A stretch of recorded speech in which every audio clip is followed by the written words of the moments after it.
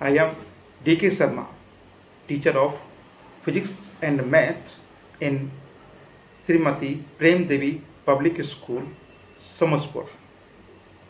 I went to visit the Physics, Chemistry and Biology lab to the students. I am thankful to the principal of Ramamurthy Inter College, Khurja, Srimati Sanju Sisodhia, for allowing us to visit.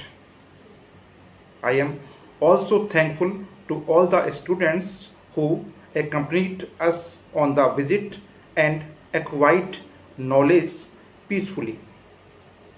I also thanks manager of Srimati Prem Devi School, Samajpur, Mr. Lokesh Rawat, who allowed us to take the students on the visit, and thank to my fellow teachers and staff, Amit sir and Jolie ma'am, for supporting me. Please see the full video. Thank you.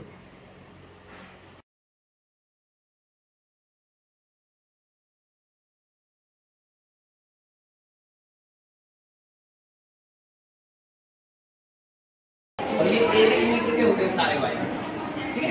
इससे हम क्या कर सकते हैं, cell का EMF ज्ञात करना हो तो हम इससे ज्ञात कर सकते हैं। किसी सेल का इंटरनल रेजिस्टेंस अगर हमें ज्ञात करना हो तो हम इससे ज्ञात कर सकते हैं। दो सेल्स हैं, उनके ईएमएफ कंपैरिजन अगर करना है, किसका ईएमएफ ज्यादा है किसका ईएमएफ कम है, तो भी हम इससे कर सकते हैं। तो इससे ये 3 काम हो जाते हैं। इसको कहते हैं विभव मापी यानी पोटेंशियोमीटर। क्लियर?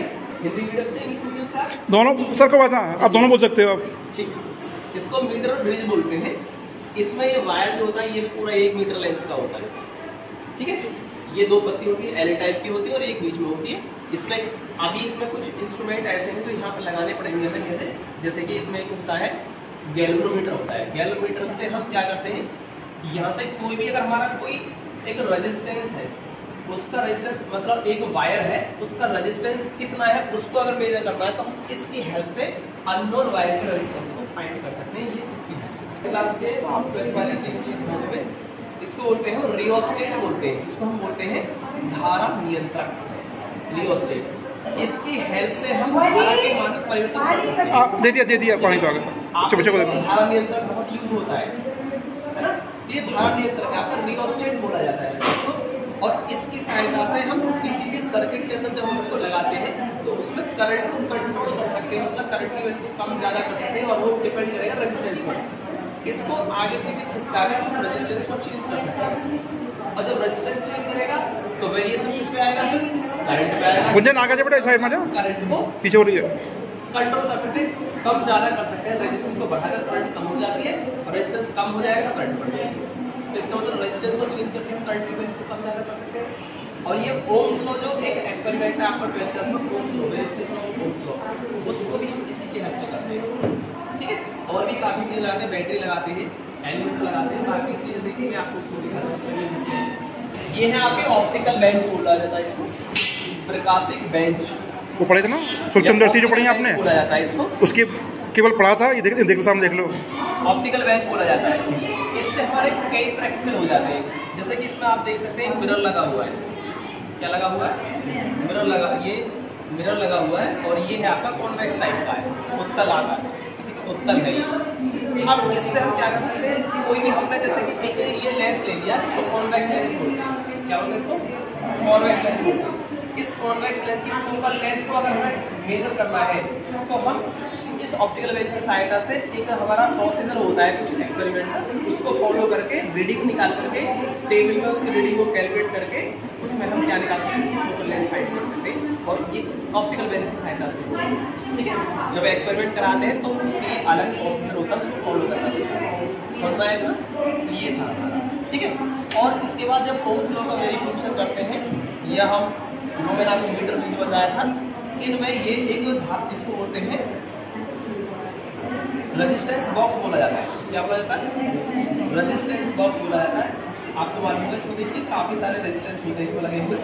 आप देख सकते हैं 1 ओम का, ये 2 ओम का, ये 2 ओम का, ये 5 का, ये हमारा देखिए यहाँ पर ये 10 ओम का, ये 20 काफी सारे रेजिस्टेंस एक बॉक्स में है, इसीलिए बोला जाता है इसको। जिस तरह न्यूमेरिकल किया ना आप लोगों ने, तो केवल बनाया वो चीज़ यहाँ रियल में इस बॉक्स के बारे में आपने पढ़ा होगा, बॉक्स ये वही है रेजिस्टेंस बॉक्स। आप देख सकते हैं कितने सारे रेजिस्टेंस लगे हुए हैं।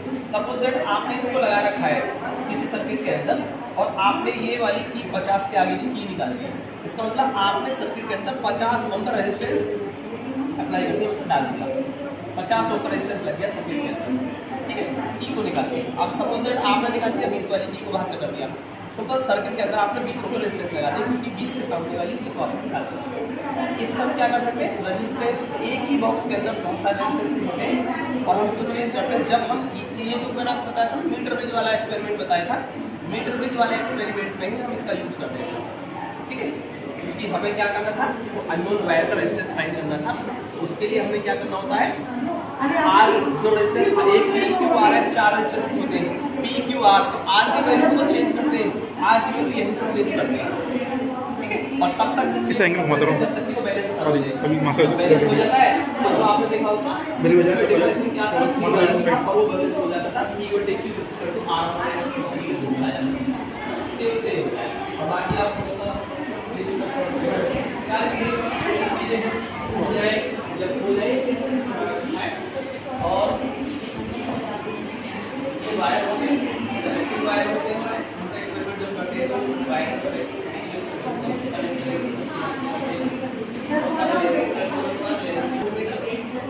वोल्टमीटर का क्या काम होता है बताइए आप, अपना वोल्टमीटर का काम क्या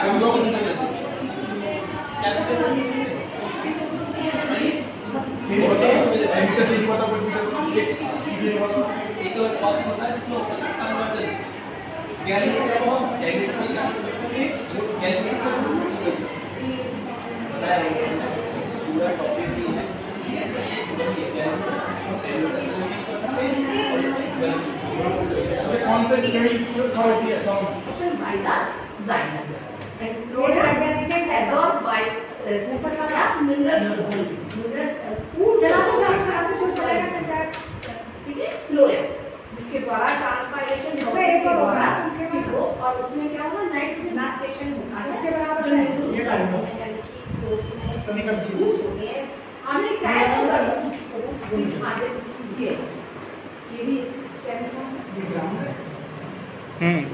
इसका तरह चार्ट बनाया, चार्ट जो बनाया तो रियल अलग चीज है।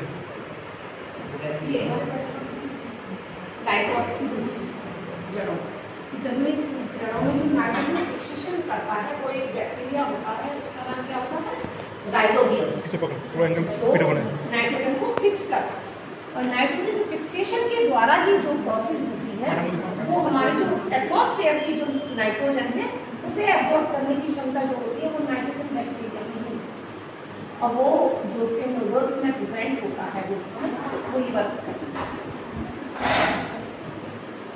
आपने देखी है आपका, हम जानते होंगे the primary unit of the cells.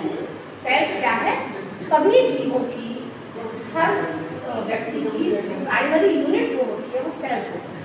Sales मतलब पहली जो होती है क्या है, सेल्स हाई स्कूल में भी पढ़ा होगा आपने। सेल्स क्या बनाते हैं, किस चीज का निर्माण करते हैं, टिश्यूज का, ऊतक है। तो सेल्स मेड अप टिश्यूज, और टिश्यूज क्या बना देते हैं, ऑर्गन्स, और ऑर्गन्स क्या बनते हैं, ईट में लगते हैं, फिर मसाला लगता है, ये सब चीज। उसके बाद एक घर का निर्माण होता है। तो हमारी जो बॉडी की जो प्राइमरी यूनिट है वो क्या है, सेल्स, जिसकी डिस्कवरी इसमें करी थी रॉबर्ट तो पढ़ा होगा आपने शायद। तो उसमें हमारी जो सेल्स की है वो प्राइमरी यूनिट, ये एंडोडर्मिस, एपिडर्मिस में सबसे अपर की है, मेसोडर्मिस बीच वाली, और एंडोडर्मिस आपका भी ले लिया। हम कहते हैं इसे वेदों से जोड़े, तो वेद क्या है, जूलॉजी से जुड़े हुए हैं। जैसे वेदों में निर्माण हुआ है, हमारे भगवान निर्माण जाते हैं,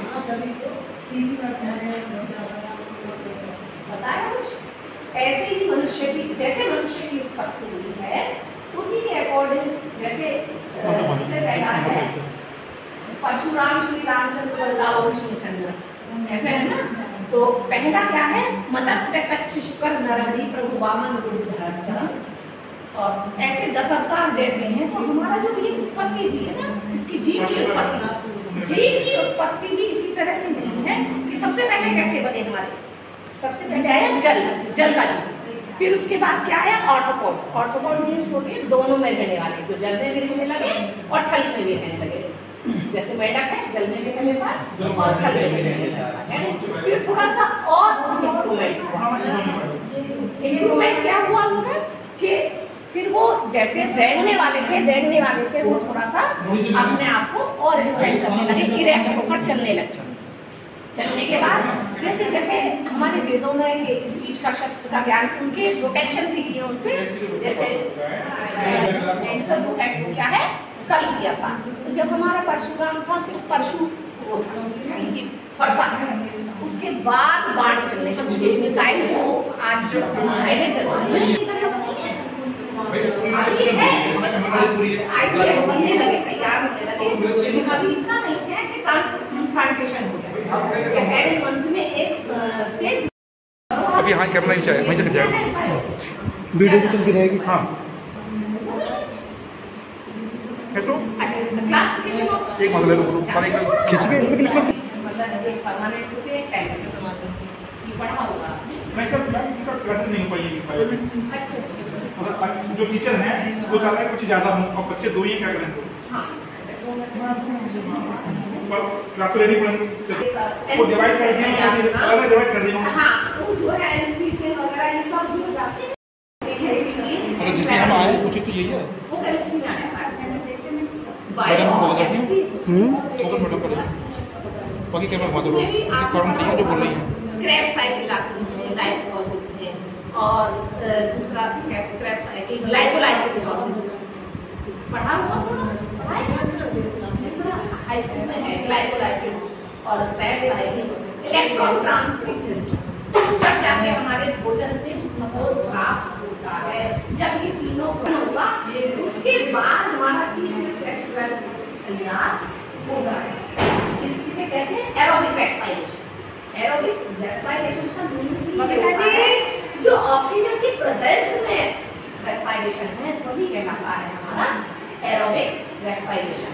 but yeast and virus is not aerobic respiration.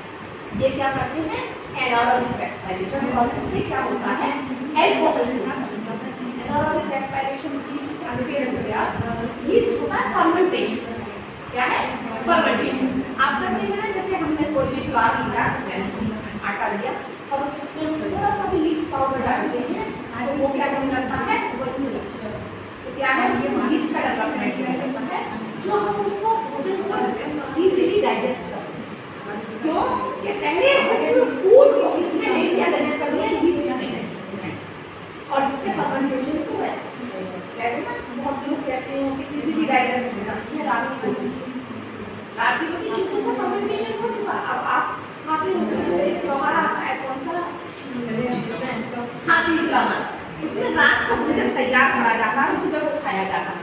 वो फर्मेंटेशन की ही प्रोसेस होती है जिससे हमारी इम्यूनिटी पावर इंक्रीज होती है, रोगों से लड़ने की क्षमता जो है वो क्या होती है बढ़ गया। अब वैसे तो कोई बासी खाना नहीं खाता। आपकी भाषा में क्या है, तो जिम वाले हैं लोग जो केला खा रहे हैं छोड़कर रात की रोटी खाएं सुबह के टाइम में, उससे 4 गुने बेटर है। रात की रोटी दूध में डाल के खाओ, दूध में क्या है वो सारे प्रोटीन बेकार है उसके सामने, उसके सामने ताजी की ताकत बनी है कि उसके लिए हमारा वो फर्मेंट हुआ और इजीली डाइजेस्ट। अब मैदा को क्यों अवॉइड करते हैं, क्योंकि हमारे अंदर के स्मॉल इंटेस्टाइन में क्या है, छोटी सी पेटीज खाते हैं और after some time is clog, मतलब क्या होगा कि फूल जाते हैं और हमारे अंदर क्या हो जाता है कंजेस्टेड हो जाता है, और जो हमारे स्मॉल इंटेस्टाइन से लार्ज में जाना और उसके बाद एनएस में जाना, तो वो क्या है इतना छोटा हमने अपने मन में छोटा अमाउंट खाया है, कम खाया है, लेकिन सोचो वो अंदर जाके कितना फर्मेंटेशन हुआ है। तो उसके बाद हमारी स्मॉल इंटेस्टाइन वर्क करना बंद कर देते हैं। ये भी कहते हैं कि हमको ऐसा जो बाउल मूवमेंट होता है वो मोटे आटे से ज़्यादा अच्छा होता है। आपने देखा ना कि आप शीशी ले लो जिसमें पाई लगे, और 4 उसमें सब्जी डाल दो और घुमा दो, तो क्या होता है वो काई जो है निकल के नीचे आता है। वही वर्क फाइब्रस ट्यूब जो होता है यानी कि इसमें घुसी ज्यादा होती है, वो खाना खाने से हमारा बाउल मूवमेंट बहुत बेटर हो जाता है। क्या हम कहें गाँव में मिस्सी रोटी, मिस्सी रोटी यानी कि तूर वाला खाना, सारी चीजें उसमें बाजरा की हो, सब कुछ होता है, सब चीजें हो, तो वो क्या होता है हमारे बाउल मूवमेंट को बहुत क्या कर देता है, इजी कर देता है। और जो हमारी इंटेस्टाइन में जो गंदगी है उसे वो क्या करता है, क्लियर कर देता है। और उसमें स्ट्रक्चर होता है finger like structure small intestine में, जिसे क्या कहते हैं विलाई। और विलाई का क्या कार्य होता है, फिंगर लाइक स्ट्रक्चर है जो कि इसको बढ़ा देता है। आपने देखा है बैलून होता है, बैलून में बंदरिया बना दी जाती है निकाल के, और अगर उसको खोलने तो क्या हो जाता है तो उसका स्पेस बढ़ जाता है। तो ऐसे जो फिंगर लाइक स्ट्रक्चर होता है हमारा स्मॉल इंटेस्टाइन में वो अंदर की ओर होता है। जैसे जैसे हम फूड को ग्रहण करते हैं वो सरफेस एरिया बढ़ता चला जाता है और जो उसको मथने का कार्य करने लगती है। तो जो फिंगर लाइक स्ट्रक्चर है ना वो चीज़ उसको क्या करती है, स्पेस एरिया को बढ़ाते उसके और मथना शुरू हो जाते हैं। आधे से ज़्यादा वर्क जो होता है वो स्मॉल इंटेस्टाइन में ही होता है, ठीक। और यही एरोबिक रेस्पिरेशन। और जब हमारा पैंक्रियास क्या करता है, हमारे 3 प्रकार की ग्लैंड होती है, हमने types of the glands are 3 types, endocrine, exocrine and mixed gland. वैसे हमारे और सबसे जो मास्टर ग्लैंड होती है वो कौन सी होती है, pituitary. Pituitary gland is called master gland, जिसे हम कंट्रोल में करते हैं योग अवस्था। जब हमारी योग अवस्था आती है तो समझो ये हरियाणा से है बच्चा, पिट्यूटरी ग्लैंड जो है ना वो हमारे कमांड हरियाणा से उसमें से ही हार्मोन वो शिवम से पहुंचिए। वो जो मास्टर ग्लैंड जो होते हैं ये क्वेश्चन बहुत आता है और ओनली कितनी वेट की होती है वो 6.5। जो मास्टर ग्लैंड होती है वो 6.5 ग्राम की होती है, लेकिन हमारे पूरी बॉडी का वर्क जो चलता है वो पिट्यूटरी ग्लैंड ही होता है। और जब उस पर हमने नियंत्रण कर लिया तो हम समझो कि योगावस्था में कोई क्वेश्चन है माइंड में? ऐसा कुछ नहीं है कि आप बायो के तो बायो को नहीं हो सकता, जो भी माइंड में हो। ये आप भी जानते हो what is the difference between respiration and photosynthesis, क्या है जानते हो? ऐसा कुछ नहीं होता कि आप मैथ के हो तो बायो में इंटरेस्ट नहीं होना चाहिए। हमारी श्वसन क्रिया और प्रकाश संश्लेषण की क्रिया में क्या अंतर है, क्या अंतर है? फिजिक्स का टॉपिक है, 10th क्लास का टॉपिक है फिजिक्स में, 10th का टॉपिक है। बनाए बताऊंगे। हाँ वो बच्चा बोल रहा है वो सर मैडम। वो एक सिंपल फॉर्म से कॉम्प्लेक्स फॉर्म में ला रहा है, एक कॉम्प्लेक्स फॉर्म से सिंपल फॉर्म में ला रहा है। हम क्या डिफाइन कर रहे हैं, हम कॉम्प्लेक्स फॉर्म में ले रहे हैं। ग्लूकोज जो होता है वही माइंड आई बच्चे मां क्यों पढ़ रहे हैं, कट रहे हैं, गंदा से बच्चा हट जा रहा है रेस्पिरेशन के द्वारा सिंपल फॉर्म चला गया। और फोटोसिंथेसिस में जो होता है वो क्या है, और ये पास में हो जाएंगे होते आए तो बेकार है तो पास होते। हम साधारण डिफाइन कर रहे हैं सूर्य के प्रकाश को, वाटर मॉलिक्यूल्स है और क्लोरोप्लास्ट है, और इन सब ने मिलकर उसको किसमें ग्लूकोज में कन्वर्ट करा है, तो वो हो गई हमारी कॉम्प्लेक्स फॉर्म में है। और हमने वो ग्रहण करा है ग्लूकोज, वो कॉम्प्लेक्स फॉर्म से होता ना, हमने कार्बन डाइऑक्साइड पे छोड़ दी तो हमने सिंपल फॉर्म में उसे रिलीज कर। तो ये मेन डिफरेंस जो होता है वो इजी आता है, क्वेश्चन बहुत आता है, कुछ और लिखोगे तो नहीं है, लेकिन ये इसका मेन फंक्शन है कि what is the difference between photosynthesis and respiration. Respiration पहली सबसे पहली जो होती है वो ग्लाइकोलाइसिस प्रोसेस। ग्लाइकोलाइसिस प्रोसेस जो होती है वो हमारे माइटोकॉन्ड्रिया में होती है। माइटोकॉन्ड्रिया क्या होता है, mitochondria is the power house of the cell. जितनी हमारी रिएक्शन, जितने हमारी बॉडी में रिएक्शन चल रही हैं उन पे सब पे कमांड जो है वो किसका है, माइटोकॉन्ड्रिया, जो कि किसमें प्रेजेंट होता है, मैट्रिक्स में। तो माइटोकॉन्ड्रिया जो कहलाता है वो क्या कहलाता है, power house of the cell. क्या कहलाता है, पावर हाउस। तो इसलिए ये जो हमारे भोजन को पाचन का और उसे किसमें एनर्जी में बदलने का कार्य जो करता है वो माइटोकॉन्ड्रिया। और ये प्रोसेस किसके द्वारा होती है, ग्लाइकोलाइसिस। ग्लाइकोलाइसिस, और फिर चलती है तुम्हारी क्रेब्स साइकिल, और क्रेब्स साइकिल के बाद आती है इलेक्ट्रॉन ट्रांसपोर्ट सिस्टम, जो कि किस में चलती है फिर साइटोप्लाज्म। ठीक, तो ये आपको आगे भी नहीं पता। ये तो सेल्स का पावर हाउस जो होता है वो क्या होता है, माइटोकॉन्ड्रिया। और इसी हाँ गुंजन बेटा, आपने क्लास अटेंड करी पाए हो क्या करते हैं वो ये क्लास? कुछ तो पढ़ा होगा, कुछ डाउट है मैम से पूछ लो। काफी है भाई, थैंक यू मैडम। ये जो होता है, ठीक है, रिपीट होती है, ठीक है। इससे क्या करते हैं हम, जैसे कुछ हमें लेना है ml वगैरह, जैसे कुछ भी रिएक्शन कराते हैं तो क्या करते हैं, उसे हम तोल कर ही तो रखते हैं कि कितना है। तो हम इसमें ले रहे हैं, वाटर को ले रहे हैं या कुछ सॉल्यूशन, लिक्विड वाला सॉल्यूशन है, ठीक है। तो उसे हम किस में लेंगे, इसमें लेंगे, लिक्विड में। तो इसमें जैसे मैंने लिया है मैथिल ऑरेंज का, कराते हैं प्रैक्टिकल वगैरह कुछ। हमें सर पहुँचो, थोड़ा करा दो, यदि हो जाता इसलिए रहता है क्योंकि इसे अच्छे से ड्रॉप बाई ड्रॉप इसे यहाँ से हम डाल सकते हैं। ये नहीं कि हम एक साथ डाल देंगे, इसे कैसे डालेंगे, ड्रॉप बाई ड्रॉप, धीरे धीरे धीरे धीरे। जैसे हम लेते हैं मैथिल ऑरेंज का लेते हैं यहाँ से, तो क्या करते हैं इसमें धीरे धीरे बेकर में मैथिल ऑरेंज होगा, उसमें धीरे धीरे धीरे धीरे यहाँ से हम HCl को डालते हैं। तो क्या होता है, उसका कलर जो होता है पहले ऑरेंज होता है, फिर धीरे धीरे धीरे कैसा होता हो जाता है, कलर का उसका गुलाबी होना शुरू हो जाता है। वो इसमें इस पर डिपेंड करता है कि हमने कौन सा एसिड लिया है, या HCl लिया है या H2SO4 लिया है, उस पर डिपेंड करेगा। अच्छा, कुछ ये नाम है या बता देती हूँ मैं, जैसे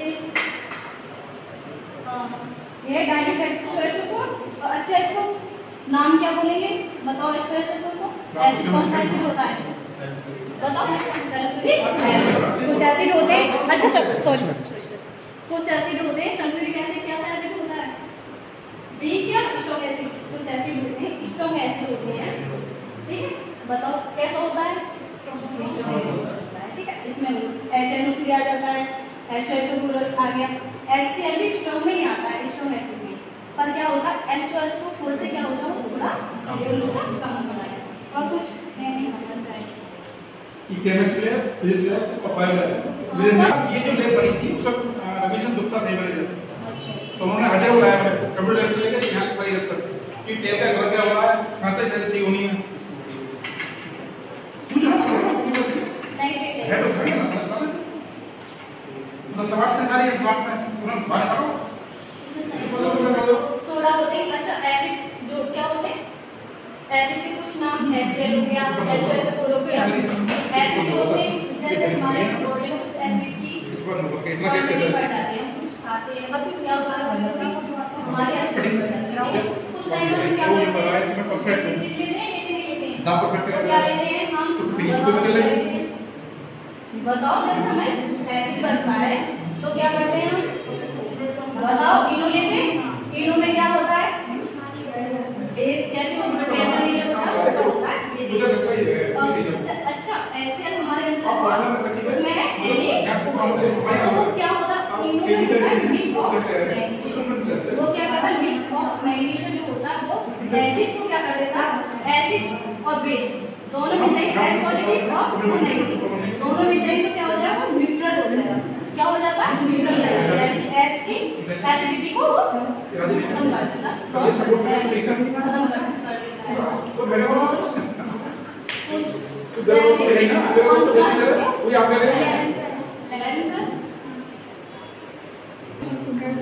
पूछ लो, कुछ पूछना हो तो इनके बारे में। अच्छा पहले तो एल्डिहाइड होता है, फिर मैं बताऊंगी, याद करो। हाँ आ रही।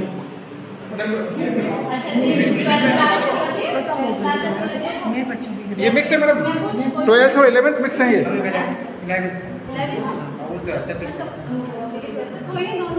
हाँ मिक्स है, क्यों ज़्यादा बड़ा स्कूल नहीं है। एल्डिहाइड जो होते हैं वो SUHCHO क्या होते हैं, हाइड्रोजन इसमें 2 होते हैं, कार्बन 1 होता है, ऑक्सीजन 1 होता है।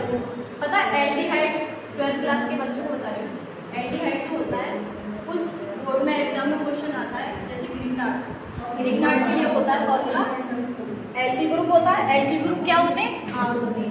कौन सा होता है, R जो होता है एल्किल ग्रुप होता है, उसमें Mg कौन सा होता है? मैग्नीशियम। ठीक है, ग्रिग्नार्ड जो होते हैं वो मैग्नीशियम के साथ ही रिएक्शन करते हैं।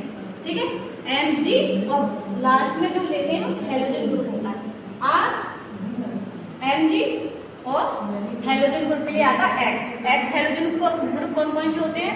जैसे नेगेटिव वाले जितने होते हैं वो हेलोजन ग्रुप होते हैं, जैसे Cl होता है Br I F, ये क्या होते हैं? Halogen group. और एल्किन ग्रुप जो होते हैं यानी एल्किन ग्रुप बोल दो या एल्किन बोल दीजिए, जैसे कि CH3 हो गया। CH3 अच्छा CH3 का नाम क्या होता है? जैसे जनरल नाम क्या होता है? क्या कर रहा है वो? फ्रंट में आ भाई, पीछे में उठ रहा है। बताइए कोई। केमिस्ट्री क्लास तो डेली हो रही है ना, लास्ट टाइम भी हुई है केमिस्ट्री। एल्किन जो होते हैं, एल्किन में होता क्या है? कार्बन और हाइड्रोजन दोनों बॉन्डेड बनाते हैं। एल्किन कार्बन और हाइड्रोजन दोनों के बीच सिंगल बॉन्डेड होता है, ये होते हैं एल्किन।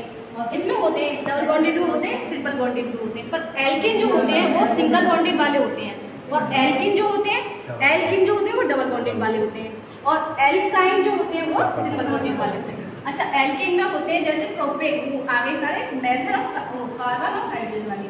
जैसे कार्बन, एक कार्बन होगा तो क्या आएगा? मेथेन।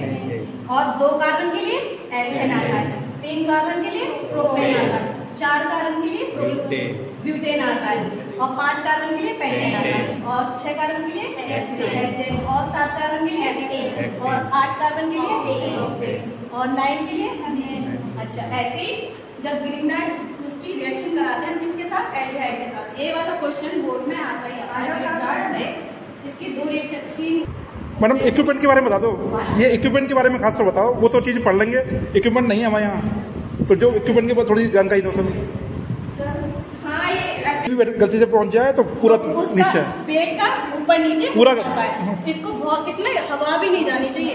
जब हम बेड करते हैं इसका कुछ भी हम वो रिएक्शन करते हैं, केमिकल रिएक्शन तो बताया हमने सब कुछ है, पर प्रैक्टिकल नहीं था कुछ सामने हमारे पास। सर अभी तो यहाँ पर भी ना खूब बात फिजिकल तो है ना, मेन चीज तो है।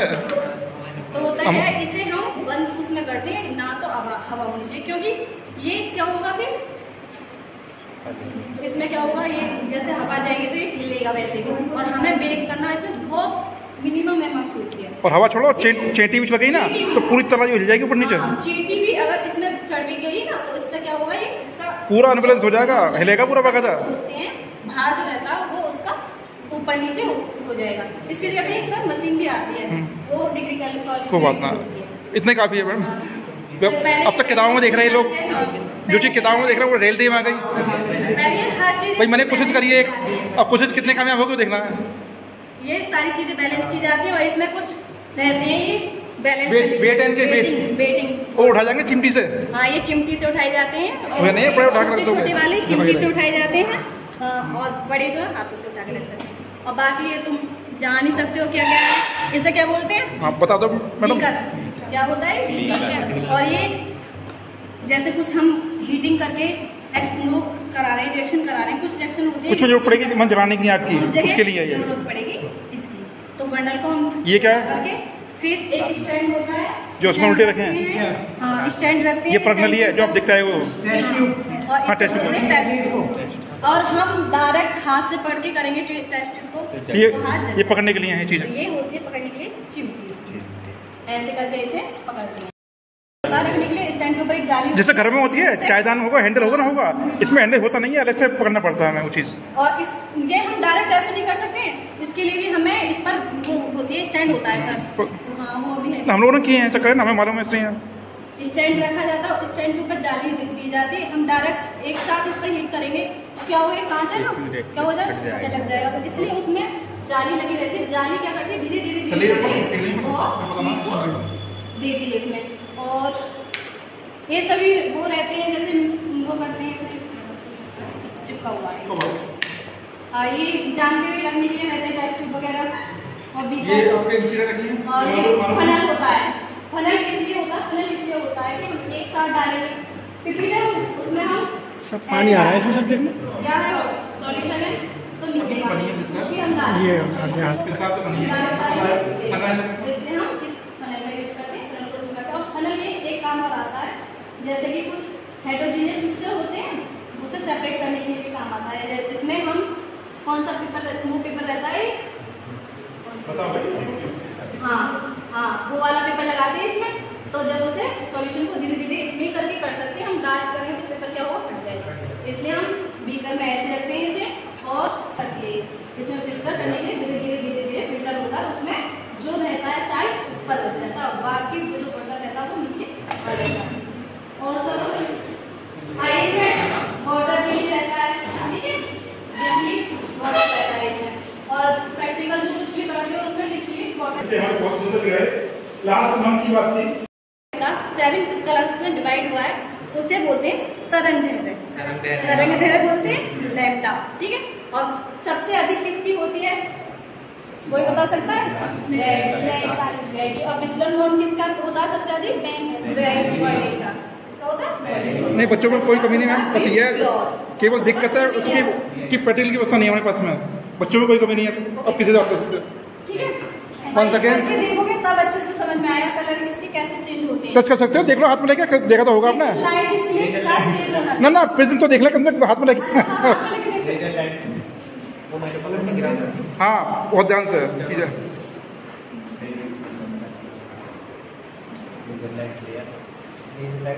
देख लो सभी, देख लो सभी, देख ये प्रेम देवी, वीडियो बना लो, वीडियो बना लो। बायो पे लगी हुई है इधर, ये है केमिस्ट्री की, केमिस्ट्री समझा वीडियो बना लो। बायो के लिए मैम को बुलाई, बायो मैं नहीं बताऊँ, बायो के काफी थोड़ा मेहनत कर लो। हाँ मैं तो केमिस्ट्री में थोड़ा अच्छा है, और कुछ